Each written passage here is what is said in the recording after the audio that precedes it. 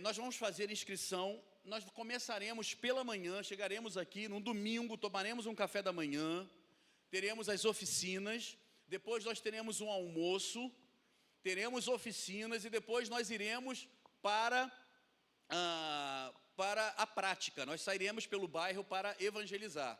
E depois nós voltaremos para um lanche e o culto à noite. E o culto à noite será a apresentação de uma peça de despertamento para a Igreja de Cristo Jesus. Ela será apresentada pelo Ministério Visão do Reino. Então, no dia 17 de agosto, talvez ninguém aqui sabia disso, e quando eu falo de café da manhã, almoço, de lanche, e falo de inscrição, já começa um monte de gente a se arrepiar todo, mas não vai ter jeito, gente. A gente vai receber gente de outras igrejas também, então nós faremos esse tempo aqui de treinamento, e o que eu desejo é que você esteja aqui. Você que é da nossa igreja, você precisa estar aqui, tá bom? Eu vou te mandar um convite especial, né? Se você não se inscrever, eu vou saber e eu vou te convidar, tá bom? E você precisa estar aqui no dia 17, e vai ser um tempo da gente encher um pouquinho mais as nossas caixas de ferramenta para pregar o Evangelho de Cristo Jesus. Muito bem, esses são os avisos. Você já sabe quais são os dias de programação da nossa igreja. Nós nos reunimos aqui durante a semana em célula, as mulheres às terças-feiras, às 19h30, os adolescentes se reúnem na casa da nossa irmã diaconisa Patrícia, da Manuela, aqui na rua Salobrande, final dessa rua aqui, do outro lado, qual é o número lá, Bruna?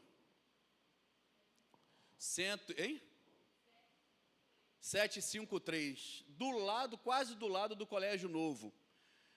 Os adolescentes se reúnem lá às 19h30, toda quinta-feira.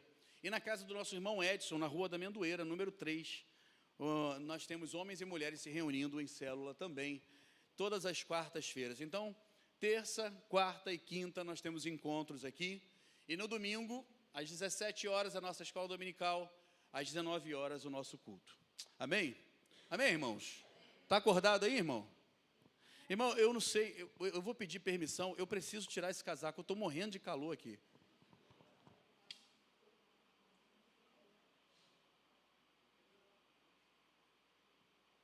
Chega uma fase da nossa vida, segura aqui, Paulinho, por favor, que a gente não sabe o que a gente quer. Tem hora que a gente está com frio, tem hora que a gente está com calor. O negócio é mole não. Irmãos, eu falei de calor, Edson já botou o ar no 16. Só para conferir, né, Edson? Abra a tua Bíblia aí, no livro do profeta Isaías, no capítulo de número 6.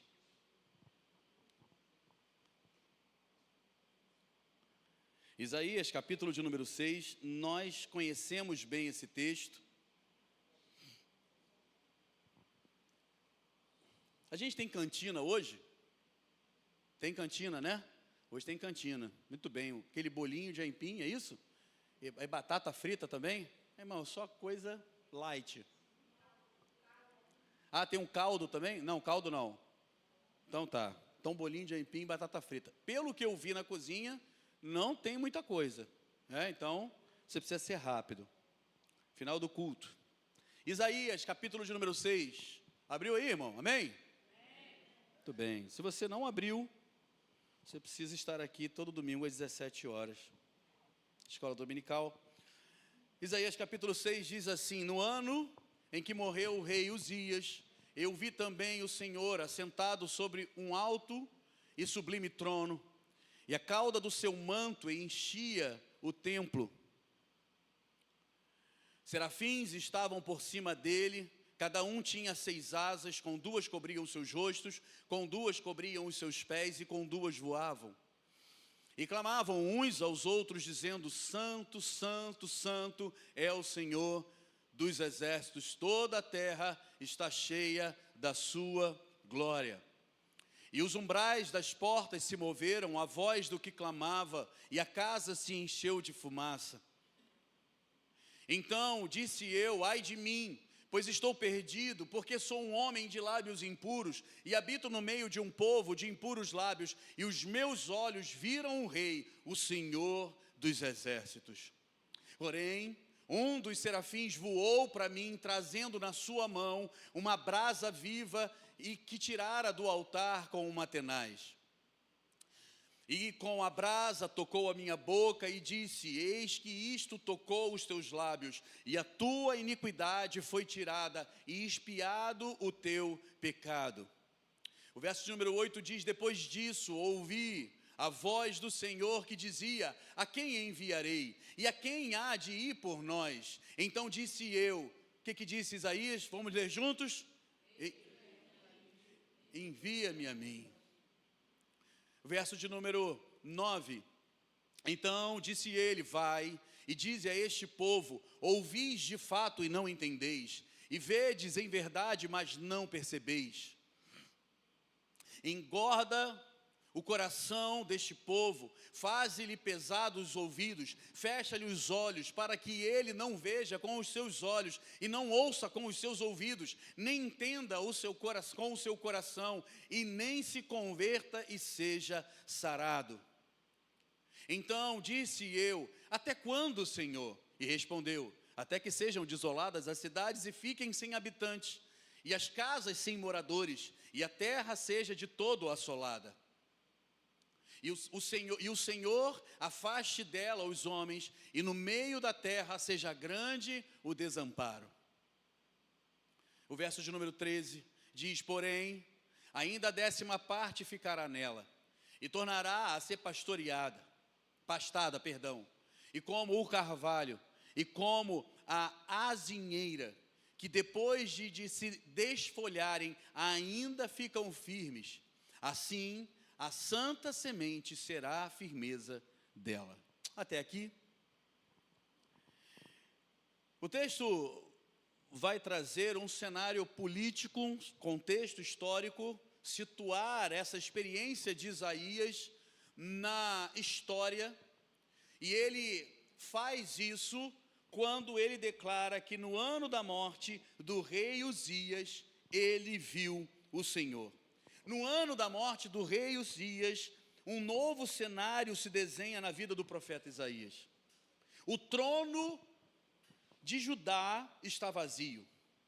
O rei que reinou por quase 50 anos, agora ele morreu desonrado.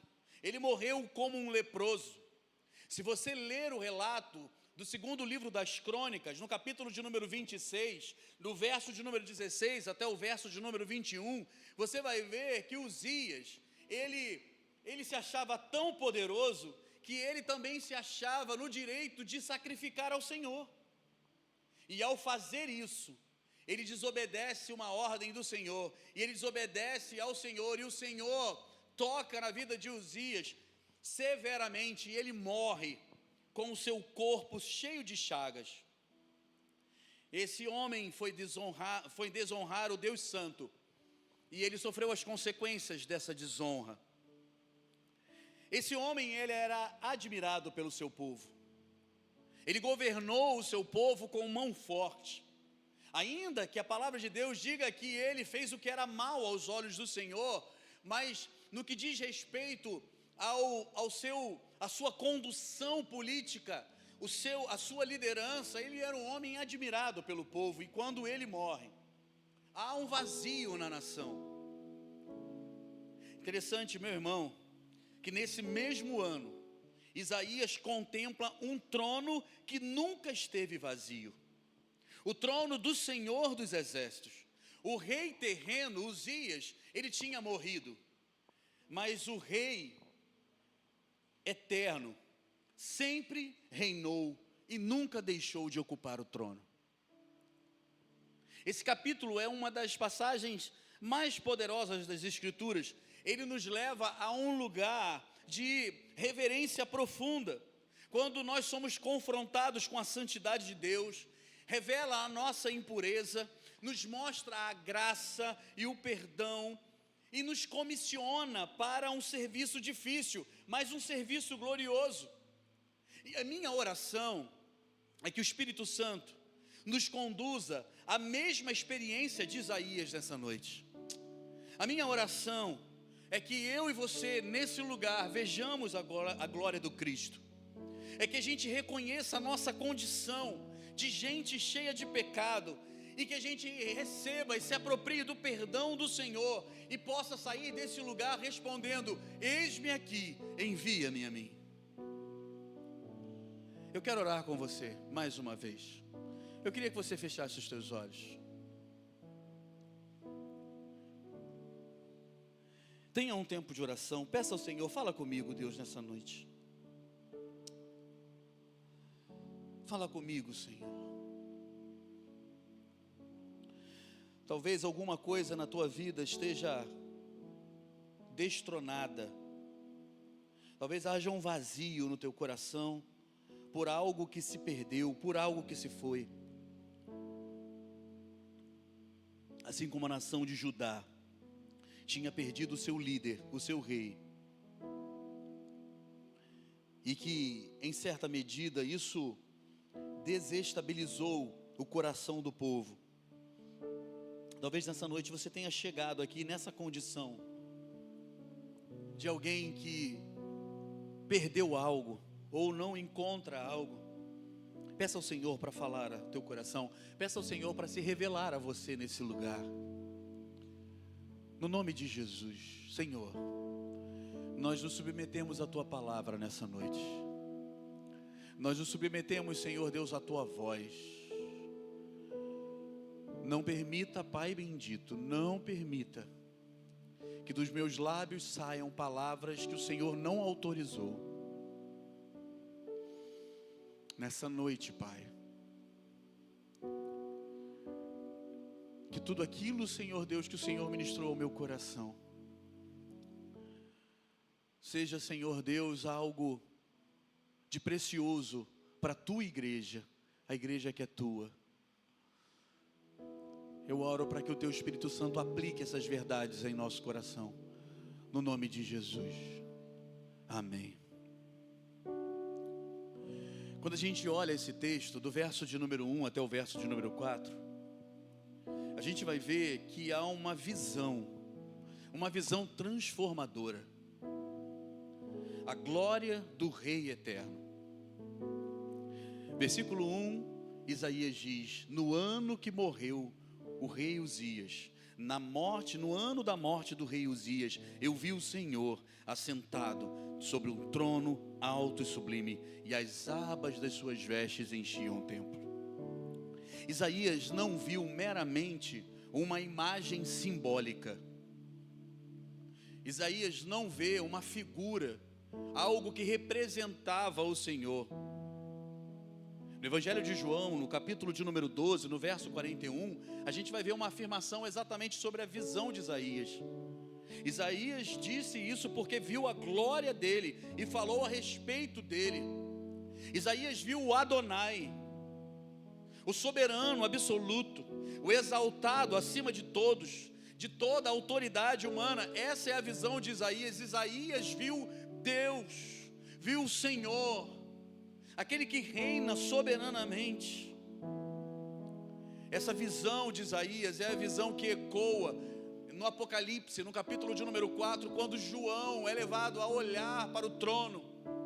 Eis que olhei para o alto e vi uma porta aberta, e o texto vai dizer que havia um trono, e havia alguém assentado no trono. Além disso, Isaías vê seres flamejantes, os ardentes, chamados aqui de serafins. O texto vai dizer que ele viu serafins que voavam ao redor do trono. Eles eram puros, eles eram cheios de zelo, eles se escondiam diante da santidade do Senhor. No verso de número 2 a gente vai ver isso. Com duas asas eles cobrem o rosto, com duas eles cobriam os seus pés, com duas eles voavam. O texto vai dizer que eles estavam prontos para servir. eles reconheciam a soberania daquele que estava sentado no trono, e da sua boca se ouvia uma canção, e a canção era: Santo, Santo, Santo é o Senhor dos exércitos, toda a terra está cheia da sua glória. O verso de número 3 vai dizer isso. O termo santo aqui, repetido 3 vezes, fala de algo que é superlativo, que é algo que é diferente de tudo. Além disso, parece remeter à Trindade Santa, ao Deus Pai, Deus Filho, Deus Espírito Santo. Aqui, os seres que voavam ao redor do trono exaltavam a santidade de Deus e declaravam: Ele é santo, Ele é santo, Ele é inigualável, Ele é incomparável, não há quem se compare ao Senhor. Isso era cantado no céu, isso Isaías viu e ouviu com os seus ouvidos. Deus não é apenas poderoso, não é apenas justo ou amoroso, Ele é santo, absolutamente puro, infinitamente distinto do pecado. Ele é o Deus santo. E ao som dessa adoração, diz o texto, no verso de número 4, que os umbrais do templo se tremeram, a casa se encheu de fumaça, e como lá no Sinai, em Êxodo 19, tudo tremeu, algo extraordinário aconteceu, como aconteceu lá no primeiro livro dos Reis, no capítulo de número 8, na inauguração do templo, quando Salomão termina de fazer a oração, que a casa se enche de fumaça, que a glória de Deus se manifesta. É isso que Isaías vê. A presença de Deus abala tudo ao seu redor. Ele é um Deus santo, Ele é o Deus santo. Veja, querido, que a reação de Isaías, no verso de número 5, é uma reação diferente daquelas que talvez eu e você poderíamos ter. E eu fico imaginando qual seria a minha reação ao ver isso, ao ver o Deus sentado no trono, ao ver seres que eu não consigo descrever, foram descritos como flamejantes, como aqueles que tinham 6 asas, ao ouvir essa canção dizendo: olha, Ele é alguém que não se comunica com o pecado, que não coaduna com o pecado, não se aproxime dele. Imagina qual seria a tua reação. Talvez alguns de nós sairíamos gritando, dando glória a Deus, pulando, sapateando, fazendo coisas que nós achamos que representa a majestade do Senhor, tendo manifestações que nós achamos ser de adoração ao Senhor. Mas qual é a reação de Isaías diante de um Deus que é santo, diante da majestade? Veja o verso de número 5. O que ele diz? Ai de mim, porque estou perdido, porque eu sou um homem de lábios impuros e habito no meio de um povo de impuros lábios, e os meus olhos viram o Rei, o Senhor dos exércitos. Diante da majestade de Deus, Isaías treme, porque ele se depara com o seu pecado. Nós achamos que a reação e a manifestação que temos que ter diante da glória de Deus, olha, Deus manifestou a sua glória no nosso meio, nós achamos que deve ser uma festa. Mas quando Deus manifesta a sua glória, o homem se depara com o seu pecado. O texto vai dizer que Isaías fala assim: ai de mim, eu estou perdido. Eu olhei, eu vi o Senhor, eu vi o Santo, eu vi o Rei eterno, o Rei dos exércitos, eu vi o Senhor, eu estou perdido. Essa é a reação do profeta, essa é a mesma reação que Jó teve. No capítulo 42, no versos 5 e 6, ele vai dizer o seguinte: meus olhos te viram, por isso eu me abomino. Pedro, diante de Jesus, Em Lucas, no capítulo de número 5, no verso de número 8, depois de Jesus enviar Pedro, dizendo: olha Pedro, volta ao mar, lança as redes, e depois que ele lança, depois de ter pescado toda a noite e nada a pegar, ele volta e as redes estão cheias de peixe, e quando ele se depara com Jesus, ele diz: afasta de mim, porque eu sou pecador.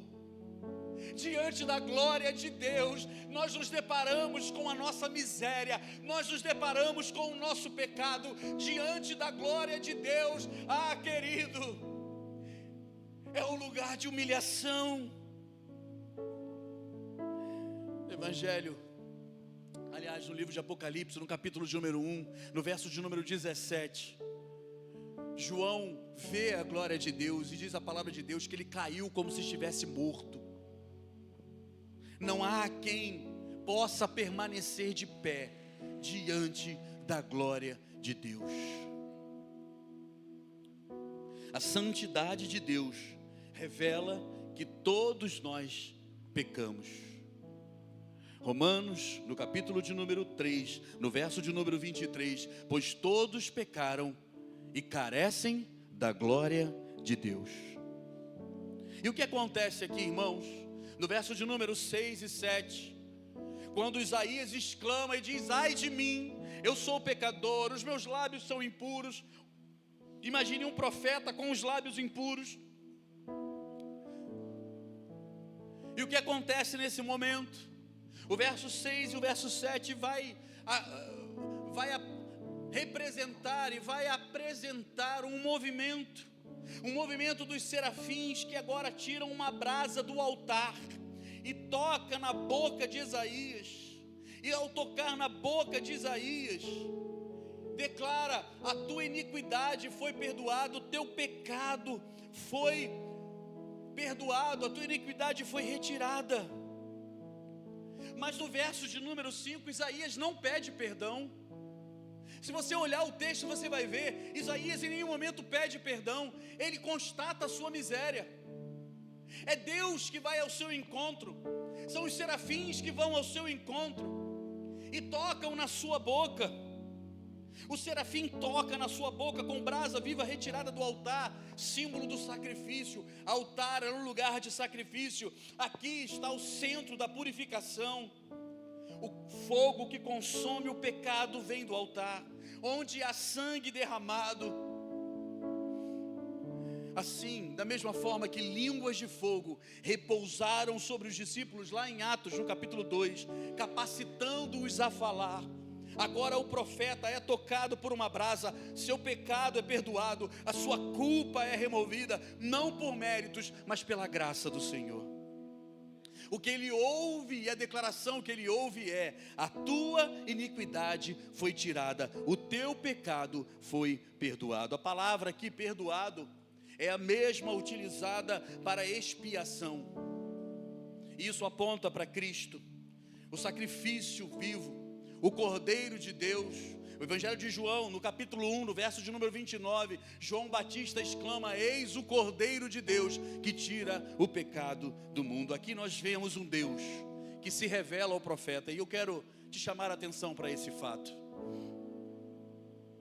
Isaías, ele não entra naquele recinto para buscar ao Senhor. Ele não vai jejuar, ele não faz campanha. Isaías estava processando a informação de que no trono não havia um rei. E eu não quero dizer aqui que você não precisa jejuar, nem orar, nem clamar ao Senhor, nem ter um tempo de consagração. Não é isso que eu estou dizendo. O que eu quero dizer para você nessa noite é que se Deus não quiser se revelar a nós, nada nós podemos fazer. É Deus que se revela, é o Senhor que fala, é o Senhor que vai ao encontro. Isaías não foi buscar uma revelação de Deus, Isaías viu o Senhor.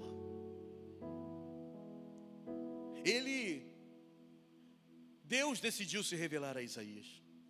Deus poderia se revelar a outro, mas Deus decidiu se revelar a Isaías. Deus decidiu se mostrar a ele, mostrar a sua santidade, mostrar a sua glória, mostrar o seu poder.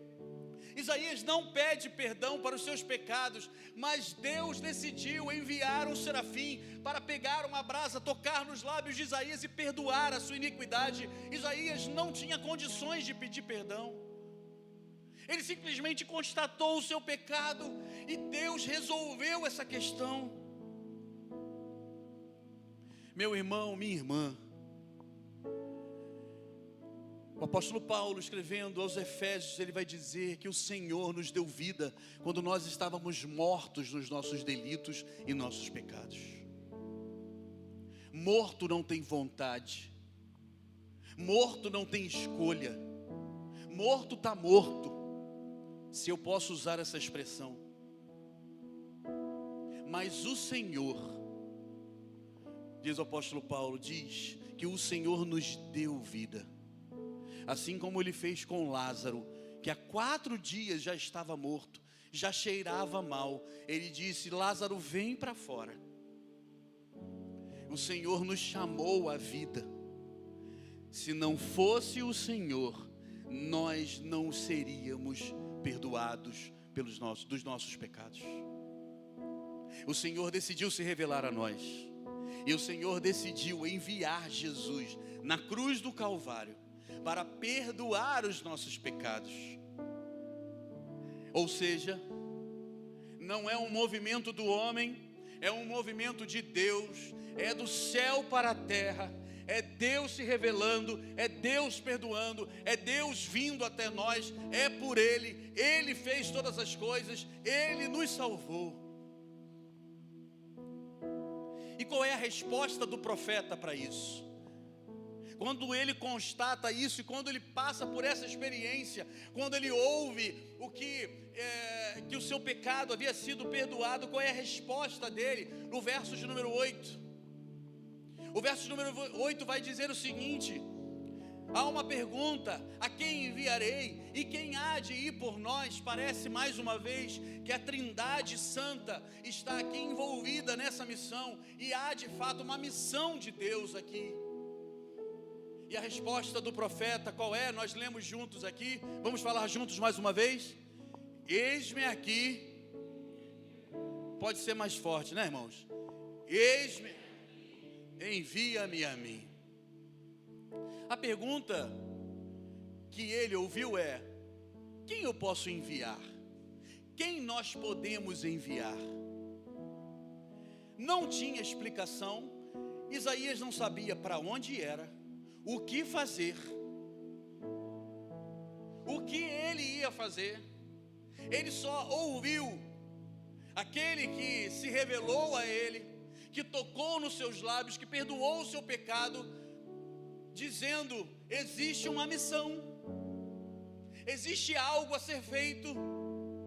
Existe uma missão que não era a missão de Isaías, assim como não era a missão de Abraão, assim como não era a missão de Moisés, assim como não era a missão de Josué, assim como não era a missão de diversos homens e mulheres da palavra do Senhor. A missão é de Deus, existe uma missão. Isaías recebe apenas uma pergunta: quem nós podemos enviar? E prontamente ele responde: eis-me aqui, me envia, pode me enviar. Por que Isaías não quis explicações maiores? Por que ele não falou: mas é o que, Senhor? Para que é que você está querendo gente? O Senhor está precisando de gente para quê? Mas tem que ir muito longe? Eu tenho que falar muita coisa?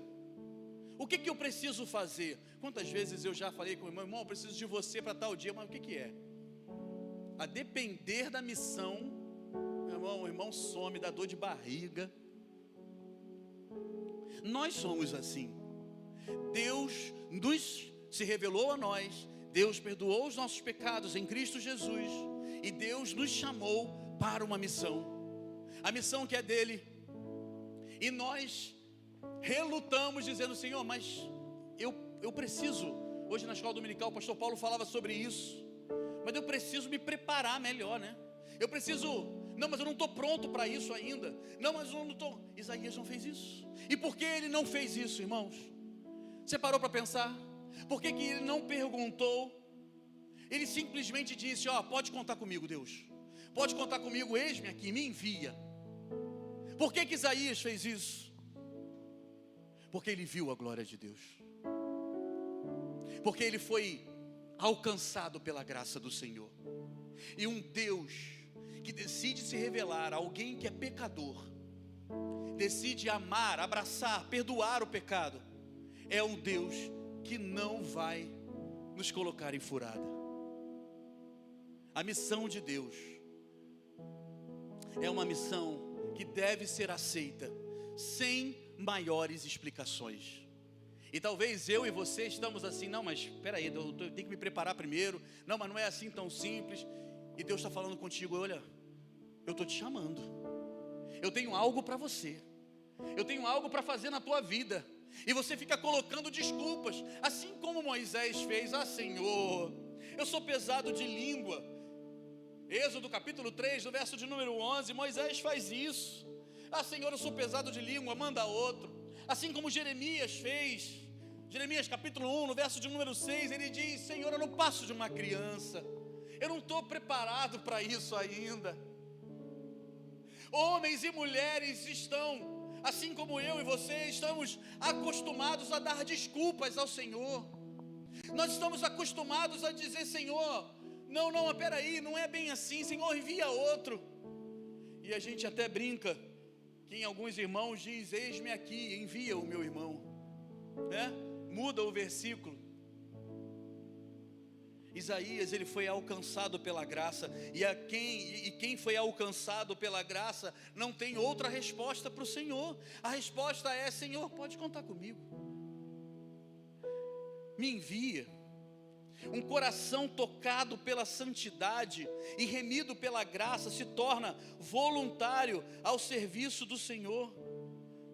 Isaías não sabia para onde deveria ir e nem sabia o que deveria ser feito, mas ele se entrega a Deus, se entrega ao Senhor que o perdoou. E um coração que recebeu o perdão e o toque do Senhor é um coração completamente entregue à obra do Senhor. Quantos foram alcançados pela graça do Senhor aqui? Levanta a mão. E a pergunta que eu te faço é: por que você coloca desculpas para cumprir a missão de Deus? Isaías foi alcançado pela graça do Senhor, assim como nós fomos. E eu e você colocamos desculpas. Não está na hora, não é o momento, eu não estou preparado. Deixa eu resolver algumas coisas. Olha quanta coisa a gente já soa familiar. Um jovem rico, um jovem que se depara também com Jesus, jovem rico numa outra ocasião, mas um jovem que: Senhor, eu quero te seguir, então vamos embora. Deixe que os mortos entendam. Não, deixa eu só resolver uma coisa na minha casa primeiro. Deixa eu me despedir dos meus pais. Deixa eu resolver, botar em ordem a minha casa. Quando a gente coloca a missão de Deus, querido, em segundo plano, quando a gente diz o seguinte: deixa eu resolver isso primeiro, depois eu faço, nós já estamos dando o nosso resto para o Senhor. Quando a gente diz o seguinte: olha, deixa primeiro eu botar em ordem algumas coisas aqui, para que eu possa, de fato, cumprir o chamamento de Deus, eu estou ouvindo. Hoje nós estávamos conversando no carro como família, foi um tempo de ajustar as coisas, eu e Juliana falou algo interessante para as crianças, dizendo o seguinte: olha, todas as vezes que nós pedimos algo para vocês, vocês demoram a atender. Quem tem filho aqui sabe que é assim, né, irmãos? Sobretudo na hora do banho. Eu não sei o que essas crianças têm medo de tomar banho, é uma luta.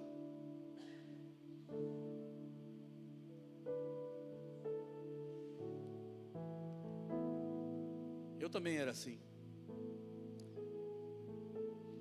E aí, eu fico pensando, eu e você somos assim, como os nossos filhos são.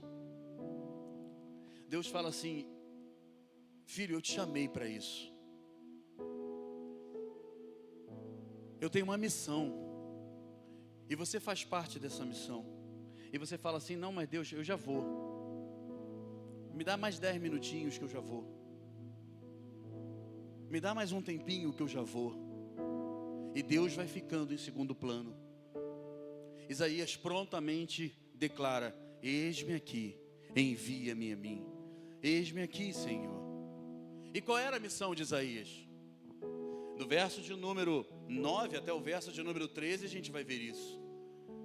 A missão de Isaías começa com a seguinte palavra: o Senhor diz a Isaías: vai e diz a este povo. E o que ele precisava dizer? Algo da parte do Senhor, uma mensagem de arrependimento. Mas veja, querido, o que vai acontecer? Diz o texto: eles vão ouvir e eles não vão entender. Eles vão ver, eles não vão perceber. O coração deles vai ficar duro. Imagina se Deus falasse isso antes de chamar: Isaías, eu tenho um povo que não vai adiantar você pregar, não vai adiantar você falar.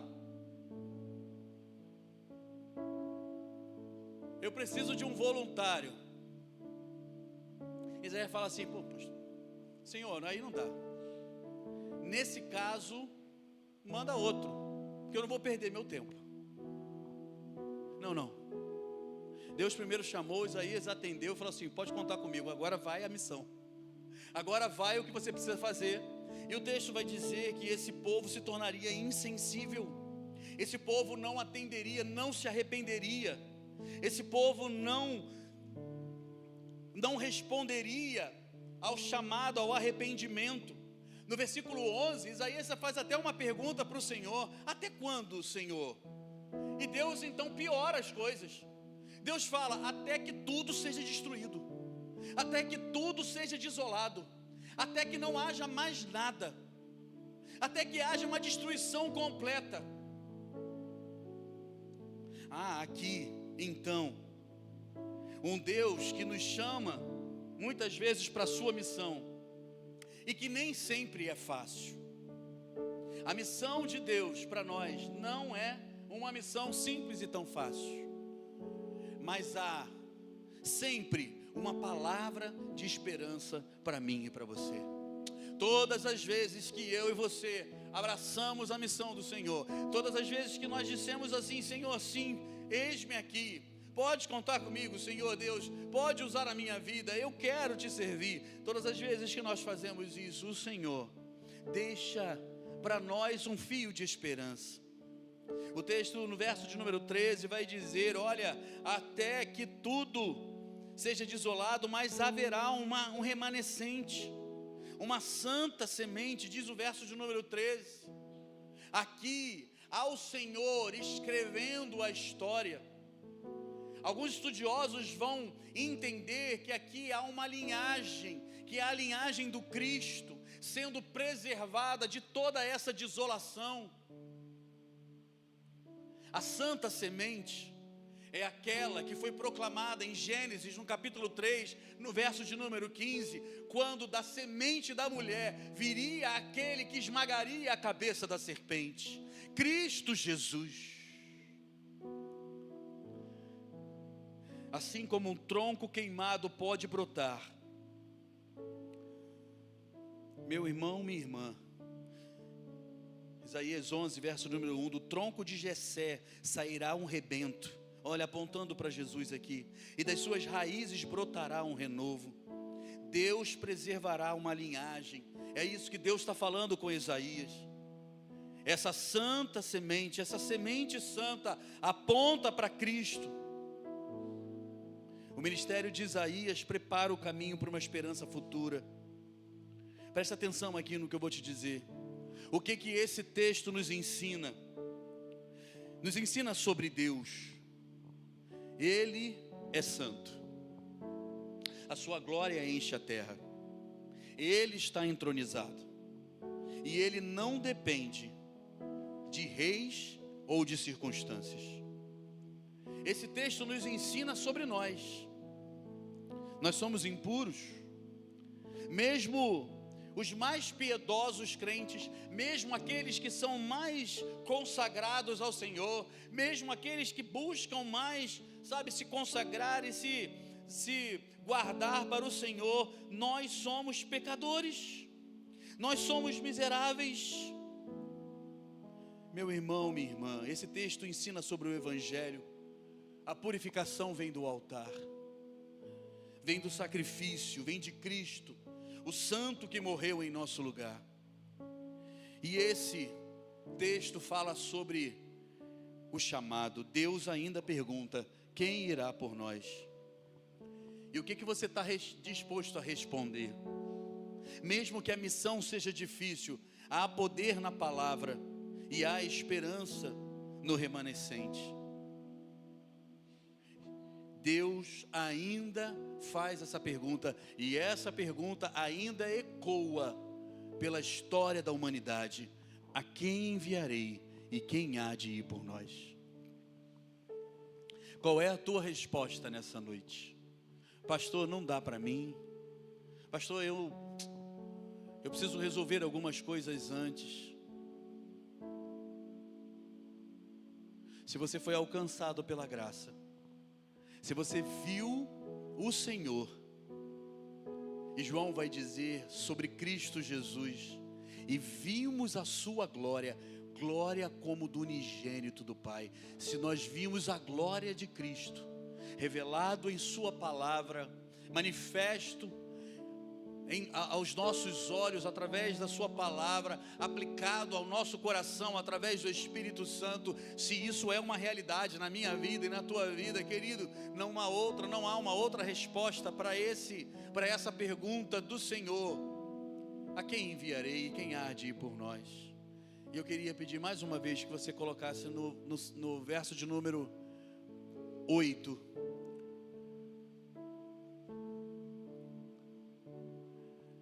e a minha oração é que a tua resposta seja aquela que você leu algumas vezes aí. Você pode colocar lá, Manu, por favor? Verso de número 8.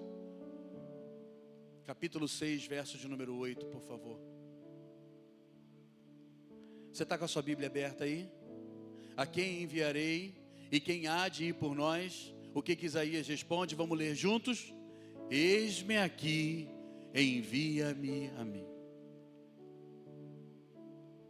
A minha oração é que nessa noite a tua resposta seja a mesma resposta que Isaías deu ao Senhor, porque os seus olhos viram a glória de Deus. Feche os teus olhos, vamos orar.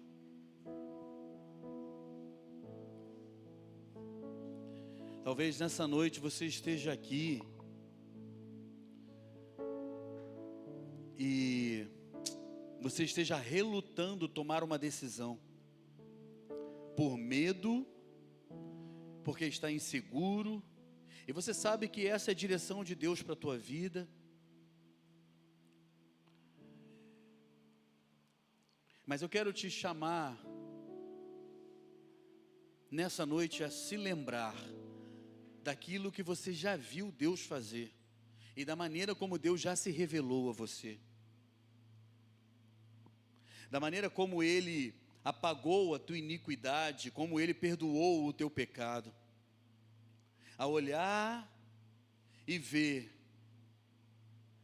diante de um Deus que é santo, a olhar e ver o teu pecado, mas mesmo alguém cheio de pecado, recebeu o toque sobrenatural do Senhor, de uma brasa viva, retirada do altar. O nome dela é Cristo Jesus, e você teve os seus pecados perdoados, a tua culpa foi apagada, e nessa noite, se você está respondendo diferente daquilo que Isaías respondeu, eu quero te convidar a seguir o exemplo desse profeta e dizer: Senhor, eis-me aqui, envia-me a mim. Eis-me aqui, Senhor, toma a minha vida. Eis-me aqui, Senhor, a minha vida te pertence. E talvez Deus possa te levar para lugares que você não vai imaginar. Talvez Deus te leve para ser testemunha do seu poder e do seu evangelho em contextos tão duros que você não vai ver progresso. Ninguém parece que vai entender aquilo que você está falando. ninguém vai conseguir entender a mudança da tua vida, e parece até você duvida, até se você está fazendo a coisa certa. Mas sabe, os olhos de Isaías não estavam pautados na resposta dos seus ouvintes, mas os olhos de Isaías estavam fixos na ordem do Senhor. Eu estou cumprindo a ordem de Deus. Ele não media o sucesso do seu ministério pela resposta daqueles que estavam ouvindo. Ele estava agora atendendo a voz do Senhor, e nessa noite Deus está te chamando para você responder a Ele, dizendo: Senhor, eis-me aqui, toma a minha vida. Pode até as coisas, a partir dessa decisão, darem errado aos teus olhos, mas se você estiver no centro da vontade de Deus, querido, tenha a certeza de que Deus irá mudar a tua história, de que o Senhor irá trazer paz ao teu coração. Os discípulos obedeceram à voz do Mestre. Jesus disse: passem para outra margem. E o texto vai dizer que eles entraram no barco e começaram a navegar. E ao navegar, eles se depararam com uma grande tempestade. Ah, meu irmão, mas eles estavam obedecendo à voz do Mestre. A ordem do Mestre era passar para outra margem. E você está tão preocupado com aquilo que vai acontecer, mas Deus está te chamando para você responder a Ele: eis-me aqui, Senhor. Eu não quero mais adiar essa decisão, eu quero tomar essa decisão. E nessa noite, a minha oração é que você saia daqui convicto dessa decisão. Oramos, Senhor, nessa noite, no nome do Teu Filho amado Jesus Cristo, na esperança de que a Tua palavra fale ao coração da Tua igreja, e que ela seja aplicada, Senhor, de forma que gere vida, de forma, Senhor Deus, que caia, Senhor, numa terra boa, e que brotem frutos, Senhor Deus. Quantas vezes, Pai, nós chegamos nesse lugar, ouvimos a Tua palavra, mas ao chegarmos na nossa casa, nós nos esquecemos de tudo que ouvimos. Quantas vezes, Senhor Deus, nós ouvimos a Tua palavra, saímos daqui encorajados, mas os cuidados da vida, Senhor, os problemas diários abafam essa palavra, e nós deixamos de ouvir a Tua voz. Quantas vezes isso acontece?